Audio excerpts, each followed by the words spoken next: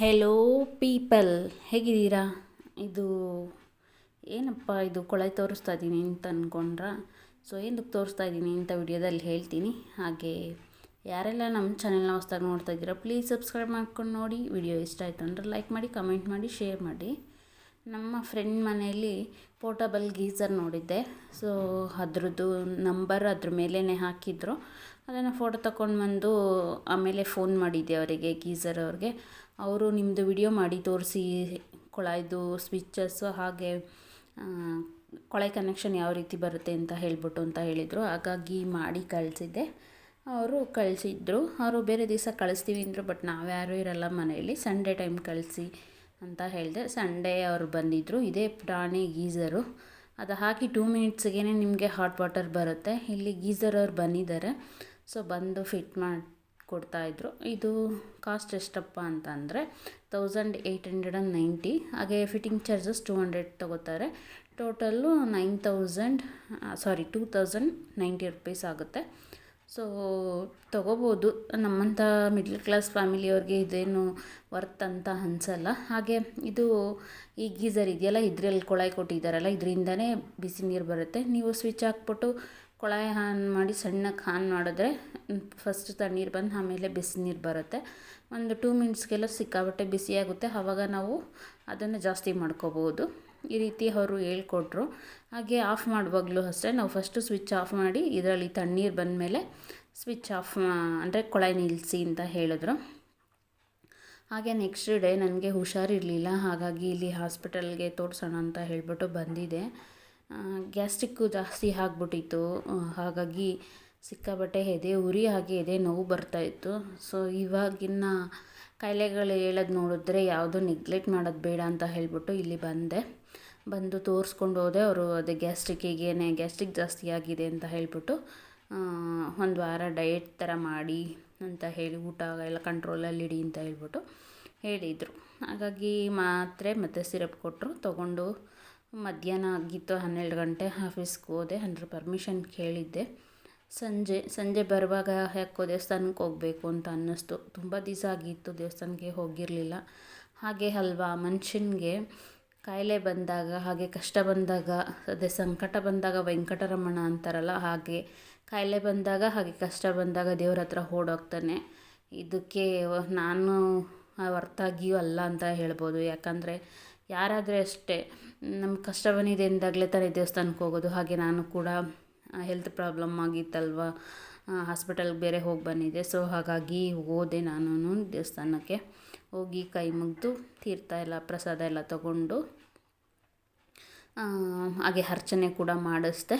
ತುಂಬ ದಿವಸ ಆಗಿತ್ತು ಮಾಡಿಸಿ ಅಂತ ಹೇಳ್ಬಿಟ್ಟು. ಸೊ ಇದು ನಮ್ಮ ಏರಿಯಾದಲ್ಲಿರೋ ಶಿವ ಟೆಂಪಲು.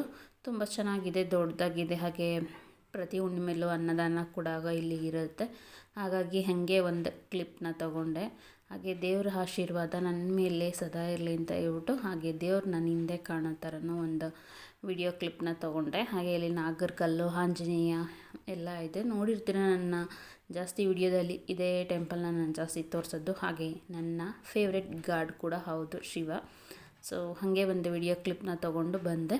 ಇದು ನೆಕ್ಸ್ಟ್ ಡೇ ಬರುವಾಗ ಸೊಪ್ಪು ತಗೊಬಂದಿದ್ದೆ. ನೈಟ್ ಟೈಮೇ ತಂದು ಸೋಸಿಟ್ಕೊತೀನಿ. ಸೊಪ್ಪು ಸಾರು ಏನಾರು ಮಾಡಬೇಕು ಅಂತ ಅಂದರೆ ಮಸೊಪ್ಪು ಸಾಂಬಾರು ಮಿಕ್ಸು ಕೊಡ್ತಾರಲ್ವ, ಸೊ ಹಾಗಾಗಿ ಮಿಕ್ಸು 30 ರೂಪಾಯಿಗೆ ತೊಗೊಂಡು ಬಂದಿದ್ದೆ. ನನ್ನ ಮಕ್ಕಳಂತೂ ಸೊಪ್ಪು ಸೋಸೋದ್ರಲ್ಲಿ ಹೆಲ್ಪ್ ಮಾಡಲ್ಲ. ಹಾಗಾಗಿ ನಾನೇ ಕೂತ್ಕೊಂಡು ಬಿಡಿಸ್ತಾಯಿದ್ದೀನಿ. ಹಾಗೆ ಬೇರೆಯವರು ಸೊಪ್ಪನ್ನ ಕ್ಲೀನ್ ಮಾಡಿಕೊಟ್ರು ನನಗೆ ಇಷ್ಟ ಆಗಲ್ಲ. ಹಾಗೆ ಕೊತ್ತಂಬರಿ ಸೊಪ್ಪಾಗಲಿ, ಈ ಥರ ಸೊಪ್ಪಾಗಲಿ, ಹಾಗೆ ಪುದೀನ ಆಗಲಿ, ಯಾವುದೇ ಆಗಲಿ ನನಗಿಷ್ಟನೂ ಆಗಲ್ಲ ಬೇರೆಯವರು ಸೋಸೋದು. ಹಾಗಾಗಿ ನಾನೇ ಕೂಡ ಸೋಸ್ಕೊಳ್ತಾಯಿದ್ದೀನಿ. ಹಾಗೆ ಅಲ್ಲಿ ಪಕ್ಕದಲ್ಲಿ ಮರದಲ್ಲಿರೋದು ಪಕ್ಕದ ಮನೆಯವರು ಊರಿಂದ ತಂದಿದ್ದು ಸೊಪ್ಪು ಕೊಟ್ಟಿದ್ದರು. ಅದು ಕ್ಲೀನ್ ಎಲ್ಲ ಮಾಡಿದರು. ಅದನ್ನು ಹಾಕಿ ನೆಕ್ಸ್ಟ್ ಡೇ ಬಸ್ಸಾರು ಮಾಡಿದ್ದೆ, ಹೆಸರು ಕಾಳು ಹಾಗೆ ತೊಗರಿಬೇಳೆ ಹಾಕಿ.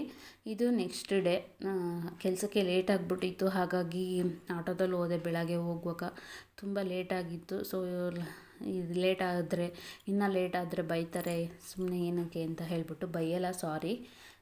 ಆದರೆ ನಾವು ದಿನ ಲೇಟಾಗಿ ಹೋಗ್ತಾಯಿದ್ರೆ ಅವ್ರಿಗೂ ಒಂಥರ ಇದಾಗುತ್ತಲ್ವ, ಹಾಗಾಗಿ ಸಂಜೆ ಬರುವಾಗ ಹಾಗೆ ತುಂಬ ಹೊಟ್ಟೆ ಹಸಿವಾಗಿತ್ತು.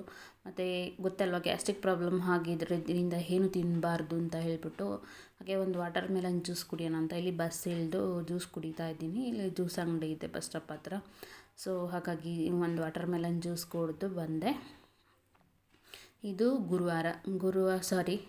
ಗುರುವಾರನೇ, ಯಾಕಂದರೆ ಗುರುವಾರ ಹುಣ್ಣಿಮೆ ಇತ್ತಲ್ವ, ಆವತ್ತು ಇಲ್ಲಿ ರಾಘವೇಂದ್ರ ಸ್ವಾಮಿ ಟೆಂಪಲ್ಗೆ ಬಂದಿದೆ. ಇದೆಲ್ಲ ನಡೆದಿದ್ದು ಒಂದೇ ವೀಕಲ್ಲಿ, ಯಾಕಂದರೆ ಹುಷಾರು ತಪ್ಪಿದ್ನಲ್ಲ, ಸೊ ಆವಾಗ ದೇವ್ರ ದೇವಸ್ಥಾನಕ್ಕೆ ಹೋಗ್ತಾಯಿದ್ದೀನಿ ಅಂತ ಹೇಳ್ಬೋದು. ಹಾಗೆ ಬರುವಾಗ ಇಲ್ಲಿ ಗಣೇಶನ ದೇವಸ್ಥಾನಕ್ಕೂ ಹೋಗಿದ್ದೆ. ಇವತ್ತು ಒಂದೇ ದಿನ 3 ದೇವಸ್ಥಾನನೂ ನೋಡಿದೆ. ಗಣೇಶ, ಸುಬ್ರಹ್ಮಣ್ಯ ಹಾಗೆ ರಾಘವೇಂದ್ರ ಸ್ವಾಮಿ 3 ದೇವಸ್ಥಾನಕ್ಕೂ ಹೋಗಿದ್ದೆ. ರಿಟರ್ನ್ ಮನೆಗೆ ಬರುವಾಗ ಇಲ್ಲಿ ಪ್ರಸಾದ ಕೊಡ್ತಾಯಿದ್ರು, ಅಂದರೆ ಗಣೇಶನ ದೇವಸ್ಥಾನದ ಹತ್ರ. ಹಾಗಾಗಿ ಪ್ರಸಾದ ಇಸ್ಕೊಳ್ಳೋಣ ಅಂತ ಹೇಳಿ ಬಂದೆ. ಅದೇ ಟೈಮಿಗೆ ಕರೆಕ್ಟಾಗಿ ಖಾಲಿ ಆಯಿತು. ಪ್ರಸಾದ ಅಂತ ಅಂದರೆ ಅದು ಟೊಮೊಟೊ ಬಾತ್ ಕೊಡ್ತಾಯಿದ್ರು. ಸೊ ಖಾಲಿ ಆಯಿತು. ಖಾಲಿಯಾಗಿ ಅವ್ರು ಪಾತ್ರೆ ಎತ್ಕೊಂಡು ಹೋದರು. ಸೊ ಇಷ್ಟು ನನಗೆ ಅದೃಷ್ಟ ಇಲ್ಲ ಅಂದ್ಕೊಂಡು ಗಣೇಶನಿಗೆ ಕೈ ಮುಗಿದ್ಬಿಟ್ಟು ಒಂದು ಸುತ್ತು ಪ್ರದಕ್ಷಿಣೆ ಹಾಕ್ಬಿಟ್ಟು ಬರ್ತಾಯಿದ್ದೆ. ಅಷ್ಟರಲ್ಲಿ ಯಾರೋ ಒಬ್ಬರು ಲೇಡಿ ಬಂದರು. ಅವರು ಪೂಜೆ ಕೊಟ್ಟಿದ್ರಂತೆ, ಅಂದರೆ ಅಭಿಷೇಕಕ್ಕೆ. ಹಾಗಾಗಿ ಅಂದರೆ ಸತ್ಯನಾರಾಯಣ ಸ್ವಾಮಿ ಪೂಜೆ ಕೊಡ್ತಾರಲ್ಲ, ಅದು ಪೂಜೆಗೆ ಪ್ರಸಾದ ಕೇಳಿದ್ರು. ಅವರು ಈ ಥರ ಅನ್ನ ಖಾಲಿಯಾಗಿದೆ ಅಂತ ಹೇಳ್ಬಿಟ್ಟು ಬೇರೆ ಪ್ರಸಾದ ಎಲ್ಲನೂ ಕೊಟ್ಟರು. ಅವರು ಕೊಟ್ಟಾಗ ಅವರು ಅನ್ನ ಕೊಟ್ಟಿಲ್ವಲ್ಲ, ಅದಕ್ಕಾಗಿ ಆ ಅಮ್ಮ ಗುರ್ರಂತಿದ್ರು ಅಂತ. ಅಂದರೆ ಇದನ್ನು ತೊಗೊಂಡು ನಾನೇನು ಮಾಡಲಿ ಅಂತ ಹೇಳ್ಬಿಟ್ಟು, ಅಂದರೆ ಸತ್ಯನಾರಾಯಣ ಸ್ವಾಮಿ ಪ್ರಸಾದ ಕೊಡ್ತಾರಲ್ಲ ಅದನ್ನು ಕೊಡೋಕೆ ಹೋಗೋತ್ತಿಗೆ ಅವ್ರು ಹಂಗಂದರು, ಇದನ್ನು ತೊಗೊಂಡು ನಾನೇನು ಮಾಡಲಿ ಅಂತ. ಒಂದೇ ಒಂದು ಪ್ಲೇಟಲ್ಲಿತ್ತು. ಆಮೇಲೆ ನಾನು ಹುಡುಗ ಇಟ್ಕೊಂಡಿದ್ದಿದ್ದು, ಕೊಡಪ್ಪ ನನಗೆ ಅಂತ ಹೇಳ್ಬಿಟ್ಟು ಈಸ್ಕೊಂಬಂದೆ. ಆ ಸತ್ಯನಾರಾಯಣ ಸ್ವಾಮಿ ಪ್ರಸಾದನ ಅಮ್ಮ ಬೇಡ ಅಂತ ಹೇಳಿ ಬಿಟ್ಟೋದ್ಲು.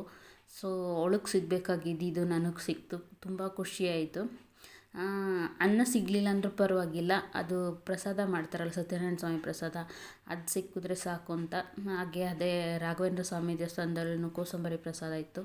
ತೊಗೊಂಡು ಬಂದು ನಾನು ಸ್ವಲ್ಪ ತಿಂದು ನನ್ನ ಮಗಳಿಗೂ ಸ್ವಲ್ಪ ಕೊಟ್ಟೆ. ಹಾಗೆ ಬೋಂಡಕ್ಕೆ ಕಲಸಿ ಇಟ್ಟಿದ್ಲು ನನ್ನ ಮಗಳು. ಹಾಗಾಗಿ ಬೋಂಡನ ಕರಿತಾ ಇದ್ದೀನಿ. ಹಾಗೆ ಯಾರೆಲ್ಲ ನಮ್ಮ ಚಾನಲ್ನ ಹೊಸ್ದಾಗಿ ನೋಡ್ತಾ ಇದ್ದೀರಾ, ಪ್ಲೀಸ್ ಸಬ್ಸ್ಕ್ರೈಬ್ ಮಾಡ್ಕೊಂಡು ನೋಡಿ. ವಿಡಿಯೋ ಇಷ್ಟ ಆಯಿತು ಅಂದರೆ ಲೈಕ್ ಮಾಡಿ, ಕಮೆಂಟ್ ಮಾಡಿ, ಶೇರ್ ಮಾಡಿ. ಹಾಗೆ ನಿಮ್ಮ ಫ್ಯಾಮಿಲಿ ಫ್ರೆಂಡ್ಸಿಗೆ ನಮ್ಮ ಚಾನೆಲ್ನ ಸಬ್ಸ್ಕ್ರೈಬ್ ಮಾಡ್ಕೊಳ್ಳೋದು ಕೇಳಿ ಸಪೋರ್ಟ್ ಮಾಡಿ ಅಂತ ಕೇಳ್ಕೊತೀನಿ. ಹಾಗೆ ಇನ್ನೊಂದು ವಿಡಿಯೋ ಜೊತೆ ಸಿಗ್ತೀನಿ. ಅಲ್ಲಿವರೆಗೂ ನಮಸ್ಕಾರ. ಹಾಗೆ ಪ್ಲೀಸ್ ಒಂದು ಕಮೆಂಟ್ ಮಾಡಿ ಹೇಗೆ ವಿಡಿಯೋಸ್ ಬರ್ತಾಯಿದೆ ಅಂತ ಹೇಳ್ಬಿಟ್ಟು. ಹಾಗೆ ಒಂದು ಲೈಕ್ ಮಾಡೋದನ್ನ ಮರಿಬೇಡಿ.